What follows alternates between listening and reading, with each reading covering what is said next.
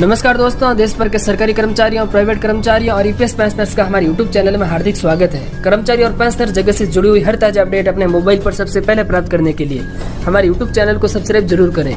तो ईपीएफओ सदस्यों को 1000 रुपये की पेंशन पर्याप्त नहीं। समिति संसद की एक समिति ने मंगलवार को कहा कि कर्मचारी भविष्य निधि संगठन की पेंशन योजना के तहत अंशधारकों को न्यूनतम मासिक पेंशन के रूप में 1000 रुपये देना बहुत कम है। ऐसे में यह जरूरी है कि श्रम मंत्रालय पेंशन राशि बढ़ाने का प्रस्ताव आगे बढ़ाए। श्रम पर संसद की स्थायी समिति ने पेश अपनी रिपोर्ट में यह बात कही है।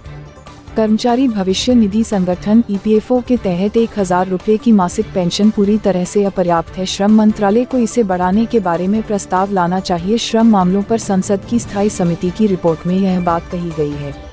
समिति ने कहा कि 8 साल पहले 1000 रुपये मासिक की न्यूनतम पेंशन निर्धारित की गई, जो अब पूरी तरह से अपर्याप्त लगती है।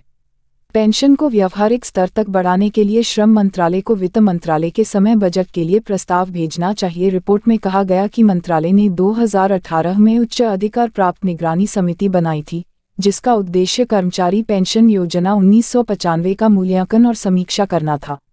समिति ने पेंशन बढ़ाने के लिए वित्त मंत्रालय से बजटीय समर्थन पाने का प्रस्ताव रखने का सुझाव दिया था। समिति ने सिफारिश की थी कि पेंशन को न्यूनतम 2000 रुपये किया जाना चाहिए। हालांकि वित्त मंत्रालय ने पेंशन को बढ़ाने के ऐसे किसी प्रस्ताव पर सहमति नहीं जताई है।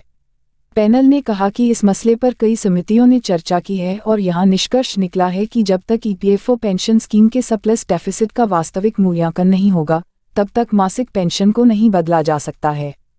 पैनल ने नॉमिनेशन में ईपीएफओ सदस्यों के समक्ष आने वाली परेशानियों को सामने रखा गया। विशेष रूप से 2015 से पहले रिटायर हो चुके लोगों को ज्यादा परेशानी का सामना करना पड़ा है।